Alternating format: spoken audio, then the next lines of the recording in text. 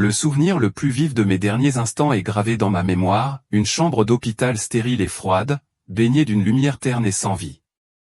Le bourdonnement incessant des machines et le pas pressé des médecins et des infirmières étaient les seuls sons qui remplissaient mes oreilles, tandis que mon cœur, qui battait de façon erratique, semblait complètement rater son rythme.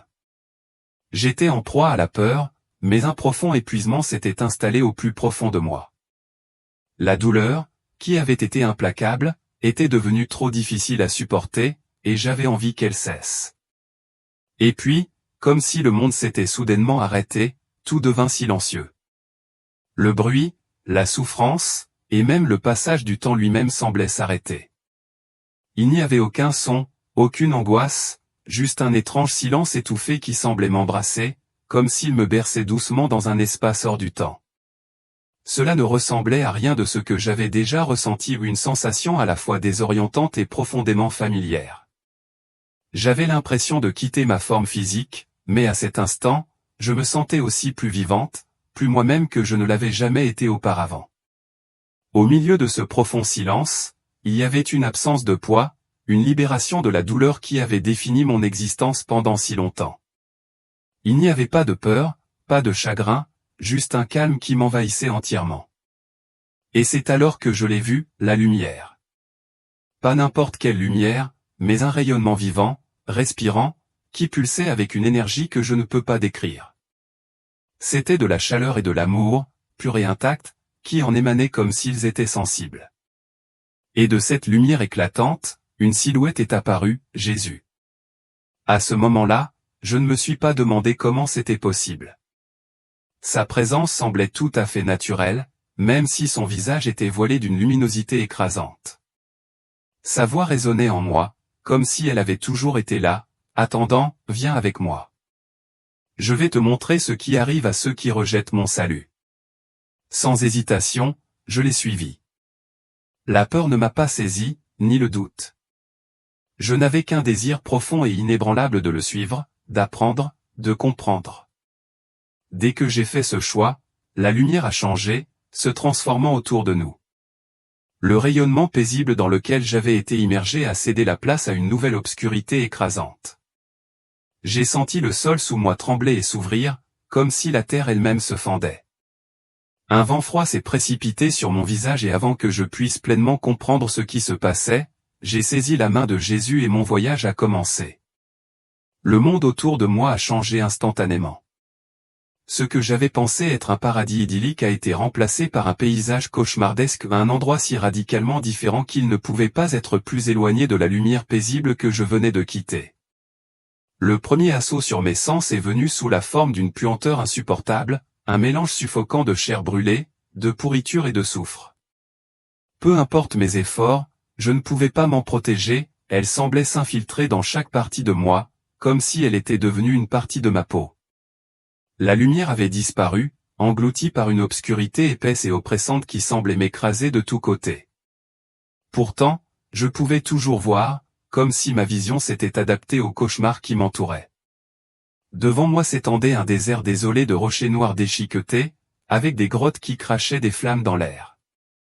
Et en arrière-plan, résonnant dans le vide, on entendait les cris stridents et angoissés d'innombrables âmes, chacune plus poignante que la précédente. C'était comme si le sol même sous mes pieds était vivant, pulsant d'une énergie terrible et tordue, comme le battement de cœur d'un enfer vivant. La peur me consumait, et je m'accrochais à la main de Jésus, mon seul point d'ancrage dans cette folie. Son étreinte était ferme, inébranlable, m'offrant un sentiment de réconfort au milieu du chaos. Parfois, je levais les yeux vers lui, craignant qu'il ne disparaisse, mais il restait là-haut toujours là-haut et cela suffisait à m'empêcher de me perdre dans la terreur qui m'entourait. Où sommes-nous? J'ai demandé, la voix tremblante, à peine capable de former les mots. Nous sommes en enfer, a-t-il répondu, son ton empli d'une profonde tristesse inexprimée. Enfer. Le mot s'abattit sur moi comme une vague, étouffant tout souffle. Toute ma vie, j'avais entendu des histoires sur cet endroit, des avertissements sur ces horreurs, mais jamais, dans mes pensées les plus sombres, je n'avais imaginé que je me tiendrais sur son seuil. Une vague de terreur m'envahit, mais étrangement, je ressentis aussi une compassion écrasante pour les âmes piégées dans ce tourment. L'air semblait lourd du poids de leur souffrance, et à chaque pas que je faisais, j'avais l'impression que ce fardeau pesait aussi sur mes épaules. Les cris de toutes parts devenaient plus forts, plus désespérés, jusqu'à ce que les murs de ce lieu maudit eux-mêmes semblent murmurer des malédictions impies à mes oreilles, chacune plus douloureuse que la précédente. Nous avons continué à marcher, et je pouvais sentir l'obscurité se presser, le tourment éternel qui vivait dans la structure même de ce lieu. J'étais entré dans un royaume où aucune lumière ne pouvait s'échapper, un endroit où le salut n'avait pas de voie, et l'agonie des âmes perdues était sans fin. Je restais là, paralysé par la peur, mais me sentant pourtant plus vivante que jamais auparavant. Nous passâmes sous une arche de pierre noircie, pénétrant dans une vaste plaine infernale. La terre s'étendait à perte de vue devant nous, brûlée et brûlante, une mer de cendres illuminée par des flammes qui jaillissaient de la terre comme des geysers sauvages. Au milieu de ces flammes, je les vis des âmes nues, le corps émacié, la peau sèche et tendue sur les os, errant sans but, la terreur inscrite sur leur visage. C'était comme s'ils cherchaient quelque chose, reniflant l'air, leurs yeux se balançant désespérément d'un côté à l'autre. Leur soif était si réelle, si intense, qu'elle semblait suspendue dans l'air, une présence physique qui menaçait de les consumer. L'une de ces âmes s'accroupit, plongea sa main dans une flaque de liquide sombre qui scintillait d'une fausse promesse de soulagement. Mais dès qu'il but, son corps se convulsa en spasmes violents.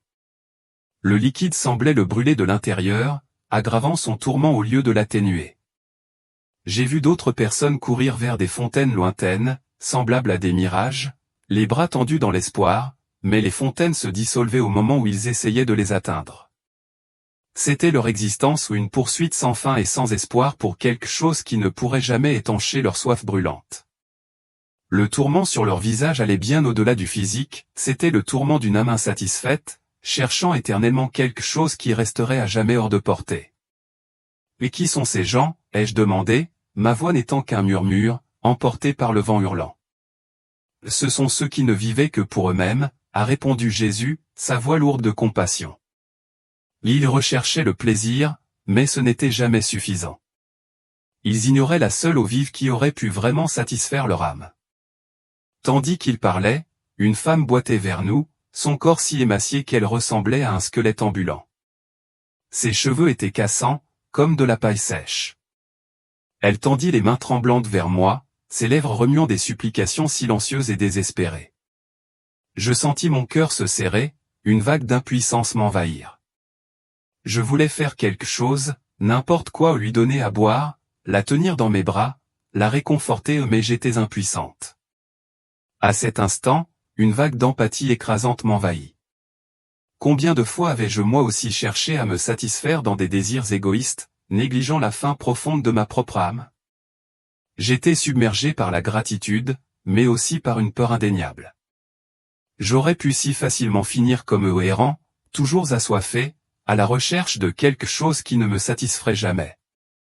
Nous quittâmes l'avion en feu et empruntâmes un étroit passage de pierre, l'air devenant plus froid et plus suffocant. Alors que nous émergeâmes, un nouveau son emplit l'espace, des cris aigus et ténus, comme les gémissements d'un nouveau-né. Mon sang se glaça à ce son, et je sentis un frisson de terreur me parcourir l'échine. Jésus m'a conduit vers un énorme récipient transparent, et à l'intérieur, je les ai vus des âmes trop petites pour être considérées comme pleinement formées, tordues dans un tourment éternel. Elles étaient innombrables, leur corps prenait à peine forme comme des formes de nourrissons ou de fœtus, certaines étaient faibles, presque comme des ombres, mais leurs cris étaient plus forts que tout ce que j'avais jamais entendu. « Maman, pourquoi m'as-tu tué » criait-il, un chœur de voix innocente, leurs mots plus aigus que les cris de n'importe quel adulte. Chaque mot semblait comme un poignard d'innocence violée. Leurs petites mains se tendaient, agrippant désespérément les parois du récipient, mais il n'y avait aucune échappatoire, aucun refuge pour eux. « Où vont-ils » demandai-je, la voix lourde de chagrin et de peur, espérant par-dessus tout qu'ils étaient emmenés dans un endroit paisible. « Ils reviennent vers moi » dit doucement Jésus. « Ceux dont les parents ont reconnu leur erreur et ont demandé pardon. J'ai accueilli leur repentir. Mais les autres, ceux qui sont restés derrière, sont destinés à rester ici, témoignage d'une vie à laquelle on n'a jamais donné la chance de s'épanouir. Une profonde tristesse s'installa dans ma poitrine.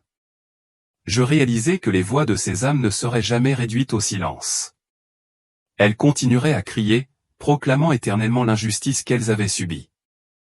Et pourtant, il n'y avait aucune colère dans leurs cris, seulement une douleur pure et inconsolable. Nous continuâmes plus profondément dans l'abîme, à travers un autre couloir rocheux qui s'ouvrit pour révéler un spectacle terrifiant, de vastes chaudrons de fer fondu, rougeoyant et dégageant une chaleur étouffante et suffocante. L'odeur du métal brûlé me piqua les yeux à mesure que nous approchions. Chaque chaudron était gravé d'un nom ou d'une catégorie, évangélique, catholique, orthodoxe, pentecôtiste, pasteur, prêtre. À l'intérieur de ces chaudrons se trouvaient des hommes et des femmes, leur corps recouvert d'une substance bouillante, semblable à du goudron, qui bouillonnait et sifflait en les consumant. Leurs cris perçaient l'air, un cœur angoissant qui ne cessait jamais. Chaque instant dans le chaudron apportait une nouvelle agonie, un tourment renouvelé qui semblait s'étendre pour l'éternité. Les visages des damnés se tordaient de douleur inimaginable tandis qu'ils se tordaient, leurs cris emplissant l'air d'une tristesse qui ne pourrait jamais être apaisée. Les chaudrons, comme les âmes qu'ils contenaient, semblaient exister en dehors du temps, un témoignage éternel des conséquences de vie vécue sans véritable repentir ni compréhension. L'horreur de cette situation était écrasante, et j'éprouvais une douleur douloureuse pour les âmes piégées dans cette douleur inflexible. J'ai vu son visage, celui que j'avais vu à la télévision à de nombreuses reprises d'un prédicateur célèbre, connu pour ses sermons enflammés et sa dévotion passionnée à Dieu. Mon cœur s'est effondré d'incrédulité lorsque je l'ai pointé du doigt. Mais je l'ai entendu prêcher la vérité, ai-je protesté, la voix pleine de choc. Il était si passionné. Il semblait si dévoué à Dieu. Jésus m'a regardé avec tristesse dans les yeux, son regard lourd de compassion. Il a dit les bonnes paroles, mais son cœur était loin de moi. Ses actions ont été faites pour sa propre gloire, non par amour pour moi. En public, il a prêché ma vérité, mais en secret, il a vécu dans le mensonge, se livrant au scandale. Il ne m'a pas servi, mais lui-même. Un frisson m'a parcouru, si profond que j'ai frissonné malgré la chaleur intense qui nous entourait. À ce moment-là, j'ai compris la douloureuse différence entre une foi véritablement vécue et une foi simplement professée. Quelle hypocrisie peut se cacher derrière une robe religieuse, derrière la chair, derrière l'autel? Comment une personne peut-elle facilement se tromper en pensant qu'elle marche dans la droiture, alors qu'en fait elle vit dans le mensonge? Mon cœur s'alourdit en pensant à la facilité avec laquelle le cœur humain peut devenir victime de la vanité, à la rapidité avec laquelle le désir de gain personnel peut remplacer la pure recherche de la vérité. Les cris des chaudrons semblaient résonner plus fort dans mon esprit, un sinistre rappel de la distance à laquelle nous pouvons nous égarer lorsque nous privilégions les apparences au détriment de la sincérité. Nous avons continué notre chemin, empruntant un passage plus large qui semblait s'enfoncer plus profondément dans la terre. L'air devenait épais, chaque respiration était une lutte, comme si l'atmosphère elle-même était alourdie par le désespoir. Puis, nous sommes tombés sur un spectacle immense et horrible, une étendue de boue noire et visqueuse qui s'étendait à l'infini devant nous. C'était un lac de corruption, l'essence même de la saleté. Des âmes, des hommes et des femmes de tous les horizons, de toutes les époques et de toutes les classes sociales ont été submergés dans la boue, la crasse putride les engloutissant jusqu'à la poitrine. Leur corps se tordait de douleur tandis que des créatures monstrueuses, ressemblant à des reptiles aux griffes acérées et dentelées, les entraînaient plus profondément dans la boue. Certaines âmes tentèrent de se libérer, mais plus elles se débattaient, plus elles s'enfonçaient, la boue les retenant avec une force implacable. « Et qui sont-ils » demandai-je, ma voix à peine plus haute qu'un murmure, mon estomac se retournant devant cette scène révoltante. « Ce sont ceux qui ont vendu leur âme pour le pouvoir, l'argent et le succès, » répondit Jésus, son ton lourd de tristesse. Ils ont lié leur vie à des ambitions terrestres, abandonnant la charité, l'honnêteté et la justice dans le processus. J'ai regardé de plus près, et puis je l'ai vu au quelqu'un que je connaissais, quelqu'un encore en vie sur terre. Un politicien bien connu, un homme avec qui j'avais travaillé dans le passé. « Comment est-ce possible » m'écriai-je, mon cœur battant. « Il est toujours en vie. » La voix de Jésus était calme, mais les mots qu'il prononça me frappèrent comme un coup. Son corps marche toujours sur la terre, mais son âme est déjà asservie ici. Le démon qu'il a accueilli dans son cœur contrôle maintenant chacun de ses mouvements. Son vrai moi est emprisonné dans cet endroit. J'ai senti une vague de nausée m'envahir alors qu'une terrible vérité m'apparaissait. Il y a des gens, je m'en suis rendu compte, qui marchent parmi nous sans âme, des vases vides, des marionnettes aux mains du mal. J'avais toujours pensé connaître les gens qui m'entouraient, mais maintenant je voyais la complexité sombre qui peut se cacher derrière les visages les plus familiers. Le monde est rempli de ces coquilles vides, trompées et contrôlées par des forces qu'elles peuvent à peine comprendre. Nous avons continué notre chemin, traversant une autre étendue sombre, jusqu'à ce que nous nous retrouvions dans une vallée aride, un paysage de cendres grises qui s'étendait à perte de vue. L'air ici était épais de chaleur, mais il n'y avait pas de flammes imposantes, pas de geysers de feu sauvages. Au lieu de cela, un feu continu s'enroulait autour des langues des âmes piégées ici, tourbillonnant dans une agonie brûlante. Des démons, leur forme tordue et horrible, saisissaient des pinces brûlantes et les utilisaient pour tourmenter les langues des âmes, les tordant et les déchirant sans relâche. « Et qui sont-ils » demandai-je, ma voix à peine audible, mes yeux fixés sur la scène cruelle devant moi. La souffrance était insupportable à voir. « Ce sont ceux qui ont utilisé leur langue comme une arme, » répondit Jésus, sa voix ferme, mais emplie d'un froid sous-jacent. Ils répandent des mensonges, des calomnies, des ragots et des diffamations. Leurs paroles, au lieu d'élever les autres, les détruisaient. Ils détruisaient par leurs paroles, semant la division et la haine partout où ils allaient. Mon regard tomba sur une femme âgée debout parmi les âmes tourmentées. Ses cheveux autrefois blancs étaient maintenant carbonisés, son visage un masque d'agonie. Lorsqu'elle leva les yeux, je me figeai, mon cœur battant dans ma poitrine. Je la reconnus. C'était ma grand-mère, la femme que j'avais toujours considérée comme une personne pieuse et priante. Elle avait toujours été à l'église, toujours en train de prier, toujours en train de parler du Seigneur. « Je ne comprends pas » murmurai-je, ma voix tremblante alors que des larmes me piquaient les yeux. Là elle priait tout le temps. Elle était dévouée. Le regard de Jésus s'adoucit alors qu'il me regardait. Là elle était dévouée, mais sa dévotion n'était pas vraie. Elle a utilisé ses prières pour chercher du réconfort, pour satisfaire ses propres désirs, mais elle ne m'a jamais vraiment cherché. Ses prières étaient vides, car elle ne m'a jamais ouvert son cœur. Sa langue a répandu des ragots, ses paroles ont semé la discorde et elle ne s'est jamais repentie du mal qu'elle a causé. Tel est son destin. Je ne pouvais pas comprendre. Comment quelqu'un d'aussi dévoué, quelqu'un que j'avais toujours admiré, pouvait-il se retrouver là? La réalité de sa situation dépassait ma compréhension, et la douleur qu'elle me causait me semblait insupportable. Mais à ce moment-là, j'ai réalisé que la dévotion n'est pas seulement une question d'apparence, il s'agit de la sincérité du cœur, de la volonté de vivre une vie qui s'aligne sur la vérité de Dieu, pas seulement en public, mais dans chaque recoin privé de l'âme. Le problème n'est pas la religion, mais le cœur, a dit Jésus, sa voix douce mais remplie d'une compassion ferme qui a transpercé mon âme. Sa bouche était pleine de malice et de jugement envers les autres. Elle parlait de moi, mais elle ne me connaissait jamais vraiment. Elle utilisait la prière comme un bouclier tandis que son cœur nourrissait l'envie et la critique constante. Je ne pouvais retenir mes larmes. Ma poitrine se serra et je m'effondrai en sanglots incontrôlables.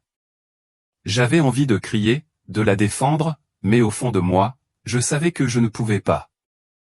Le temps du repentir, du changement, était passé depuis longtemps. Ce dont j'étais témoin était la conséquence tragique d'une vie vécue avec des mots venimeux, un cœur qui refusait de s'adoucir et une âme qui s'accrochait à l'amertume. La vérité était indéniable, il n'y avait plus de temps pour le pardon ici. Nous avons continué notre chemin, en passant par un portail de pierre couvert de sculptures étranges et démoniaques qui semblaient se tordre à mesure que nous approchions. De l'autre côté, nous sommes entrés dans une caverne austère et glaciale froide, immobile et étouffante de silence. L'air était épais, comme s'il portait le poids d'innombrables âmes perdues. Il n'y avait ici aucune flamme, aucun cri tourmenté, juste un silence oppressant qui semblait étouffer la lumière elle-même. « Je ne vois rien » murmurai-je, ressentant un profond malaise. Mais qui est ici? Ce sont ceux qui m'ont renié, répondit Jésus, sa voix emplie d'une tristesse silencieuse. Et ils ont choisi de vivre comme si je n'existais pas. Ils ont rejeté ma lumière et vivent maintenant dans les ténèbres éternelles. Alors que mes yeux s'habituaient, je vis des silhouettes voûtées, immobiles et sans expression. Elles ne criaient pas, ne pleuraient pas, elles existaient simplement, ou peut-être n'existaient elles-mêmes plus de manière significative. Elles étaient comme des coquilles vides, enveloppées d'une apathie profonde et dévorante. L'horreur pure de cette situation me frappa au plus profond de moi. C'était comme si ces âmes avaient été englouties dans une obscurité impénétrable, si complète que même la capacité de souffrir avait disparu. À ce moment-là, je compris quelque chose de profond, l'absence de tout espoir, de toute lumière, de tout amour, pouvait être un tourment plus dévastateur que la douleur physique. Il n'y avait ici aucun répit, aucune lueur de salut, aucun chemin vers la rédemption. C'était l'annihilation de tout, un vide où même le concept de souffrance n'avait plus de sens, juste le vide froid et infini du désespoir total. Je serrai plus fort la main de Jésus, trouvant la plus petite étincelle de réconfort dans sa présence. Ensemble, nous laissâmes ce vide étouffant derrière nous, émergeant dans un passage étroit qui tournait et tournait comme un labyrinthe. Les murs étaient marqués et griffés, comme si quelque chose d'inhumain avait essayé de se libérer de l'intérieur. Des fissures dans la pierre, du sang coagulé suintait, et chacun de nos pas résonnait, amplifiant la peur qui semblait flotter dans l'air. Soudain, j'entendis une voix faible et étouffée, à peine audible au-dessus du silence. « Est-ce que tu me vois ?» Je me retournai et vis un homme recroquevillé contre le mur. Sa peau était marbrée de taches sombres et carbonisées, comme s'il avait été brûlé au point d'être méconnaissable. Ses yeux étaient vides, mais la douleur qu'il contenait était indéniable. C'était un regard de souffrance profonde, le genre de regard qui parlait de quelque chose de bien pire que la douleur physique. « Et qui es-tu » demandai-je, ma voix tremblante d'incertitude. « Je suis ici depuis 290 ans, répondit-il, sa voix tremblante sous le poids de son tourment. Le feu ne me quitte jamais, pas un seul instant. Chaque seconde, c'est comme brûler pour le. J'étais paralysé, incapable de comprendre l'énormité de ce qu'il avait dit 290 ans. Je pouvais à peine saisir le concept du temps dans cet endroit. Comment quelqu'un pouvait-il endurer une telle souffrance pendant si longtemps?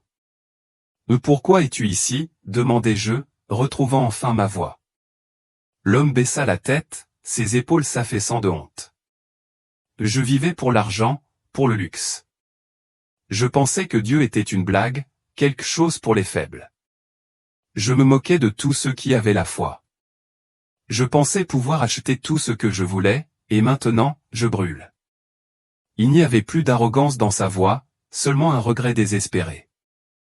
Si seulement je pouvais revenir en arrière, ne serait-ce qu'un instant, pour tout changer.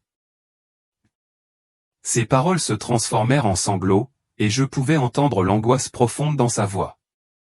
Il était clair qu'il donnerait n'importe quoi pour un seul instant de grâce, mais cette chance était passée depuis longtemps. Le temps était écoulé. Jésus le regarda avec une profonde tristesse. La grâce était à ta portée, mais tu l'as jetée. Les sanglots de l'homme résonnèrent dans l'espace creux et vide. Ses larmes avaient séché depuis longtemps, ne laissant que le son creux de sa souffrance. Ce fut un moment déchirant, qui exprimait le regret et le désespoir sans fin d'une âme qui avait raté l'occasion de se repentir. Après cette rencontre déchirante, le paysage changea une fois de plus. Nous nous retrouvâmes devant une immense porte noire, ornée de symboles qui me remplirent d'effroi, des serpents tordus, des crânes souriants et des inscriptions critiques qui semblaient pulser d'une énergie malveillante. Lorsque la porte s'ouvrit en grinçant, une vague d'air nauséabond et brûlant nous frappa, me coupant presque le souffle. C'était comme si l'air à l'intérieur de la porte avait été contaminé par la puanteur de la mort elle-même. Dans la salle, c'était comme si je me tenais au cœur même des ténèbres, une cathédrale inversée, vaste et oppressante. Un trône, froid et sombre comme de l'obsidienne, se dressait au centre. Une silhouette était assise dessus, drapée de fumée et d'ombre qui bougeaient comme si elles avaient leur propre volonté. Je ne pouvais pas voir clairement son visage, mais je sentais la présence écrasante de pure malice et de haine, une force obscure qui remplissait chaque recoin de l'abîme. C'était une présence si puissante qu'elle envoya une vague de peur dans tout mon être. Autour du trône étaient agenouillés des rangées de démons, leurs yeux brillants de malice. Certains tenaient des parchemins tachés de sang, tandis que d'autres traînaient des âmes, se tordant de douleur et de peur. Les échos de leur souffrance résonnaient dans l'air. Un démon souleva une âme devant le trône et grogna, « Voici une autre âme pour vous, mon Seigneur. » La répulsion que je ressentis était au-delà des mots. J'avais l'impression que mon esprit reculait d'horreur. Mais à ce moment-là, Jésus serra ma main fermement, me rappelant qu'il était mon protecteur, mon espoir. Je n'étais pas seul. Sa présence m'ancrait, même face à un tel mal. Puis, le souverain de ce lieu infernal, Satan, fixa son regard sur moi. « Alors, tu es arrivé jusqu'ici, humain ?» Sa voix était un sifflement doux et rampant, mais elle bouillonnait d'une haine incontrôlable. La peur surgit en moi, mais avant que je puisse parler, Jésus répondit pour moi. « L'haine n'est pas à toi. J'ai déjà triomphé. » En un instant, les fondations même de la salle semblèrent trembler. Une fureur comme je n'en avais jamais ressenti auparavant éclata dans l'air. Les flammes s'élevèrent et les ombres semblèrent se tordre de rage. Le rugissement de colère qui suivit fut assourdissant, et pendant un moment, j'eus l'impression que tout le royaume de l'enfer tremblait. Je fermai les yeux, submergé par l'intensité du moment, et lorsque je les rouvris, tout était blanc. La lumière aveuglante me fit sursauter, comme si j'avais été jeté dans de l'eau froide. Désorienté, je regardais autour de moi. Je n'étais plus en enfer. Je vis un plafond blanc, la lueur crue des néons et le bip mécanique des équipements de l'hôpital autour de moi. Les visages surpris des infirmières enregistrèrent le choc de ce qui venait de se passer. « Votre cœur s'est arrêté », balbutia une infirmière, l'air d'avoir du mal à y croire. L'incrédulité m'envahit. Mon corps était faible, tremblant, mais j'étais en vie. J'étais de retour. Je fermai brièvement les yeux et, à cet instant, je fus submergé par les souvenirs de tout ce dont j'avais été témoin, les chaudrons en ébullition, les cris sans fin, l'homme en feu et le trône de Satan. C'était comme si chaque détail avait été gravé au fer rouge dans mon esprit, pour ne jamais s'effacer. J'avais été en enfer. Les larmes me montèrent aux yeux tandis que je murmurais, « J'étais en enfer ». Ma voix était faible, mais le poids de mes mots était énorme. J'étais en vie, mais cette nouvelle vie comportait une responsabilité trop grande pour que je puisse la porter seul. Jésus, dans son infinie miséricorde, m'avait permis de revenir, dans un seul but, témoigner. Le monde devait savoir. L'enfer existe et le salut est réel. L'urgence brûlait en moi, un feu que je ne pouvais pas éteindre. Je savais que certains douteraient de moi, d'autres se moqueraient de moi, mais rien de tout cela n'avait d'importance. Mon devoir était clair, dire la vérité. M'assurer que le monde soit au courant des conséquences du rejet du salut, sauver ne serait-ce qu'une seule âme du sort que j'avais connu. Dans les jours qui ont suivi, j'ai récupéré physiquement. Mon corps a guéri, mais ma vie n'a plus jamais été la même. Chaque jour, je ne pouvais oublier les cris, les visages des perdus, les âmes désespérées qui réclamaient la libération. Et chaque fois que je parlais à quelqu'un, je ressentais une vague d'amour irrésistible.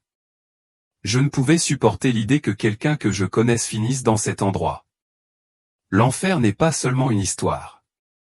Ce n'est pas une métaphore, ni une allégorie. Je l'ai vu de mes propres yeux, je l'ai entendu et je l'ai ressenti d'une manière qui dépasse l'entendement humain. Et je sais, avec une certitude inébranlable, que seule la miséricorde du Christ peut nous protéger du tourment éternel qui attend ceux qui le rejettent. Si vous lisez ceci, sachez que vous avez un don devant vous, le temps. Le temps de choisir la lumière, d'accepter le salut que le Christ offre. Vous avez encore la possibilité de vous tourner vers lui, d'éviter les ténèbres. J'ai eu droit à une seconde chance, mais beaucoup ne l'auront pas. Le temps presse. N'attendez pas qu'il soit trop tard. Ce message est un puissant appel à l'action, un appel à l'urgence et un rappel de la responsabilité que nous avons tous de diffuser la vérité à ceux qui nous entourent. Le poids de ce que vous avez vu et vécu vous pousse à partager et, ce faisant, vous offrez aux autres une chance d'entendre, de réfléchir et éventuellement de changer de cap. L'idée que chaque voix peut faire une différence est particulièrement importante aujourd'hui, alors que le monde traverse une période d'épreuve. Le défi est clair, ne pas rester silencieux, mais s'exprimer et partager le message avec le plus de personnes possible. Chaque personne qui entend la vérité est une autre âme qui pourrait être sauvée. En tendant la main aux autres, que ce soit par des conversations personnelles ou des partages en ligne, vous contribuez à créer un effet d'entraînement. Encouragez les gens à agir en commentant « Amen » ou en partageant leur origine crée un sentiment d'unité, favorisant la force et la solidarité entre ceux qui participent à cet effort. Le message ne consiste pas seulement à entendre la vérité, il s'agit d'y répondre et de faire partie de quelque chose de plus grand, une communauté de croyants, unis dans la mission d'éveiller les cœurs. L'invitation à s'abonner pour plus d'informations et de mise à jour offre un moyen de continuer à développer sa compréhension et sa préparation, en donnant à ceux qui sont réceptifs davantage de ressources pour faire face aux défis à venir.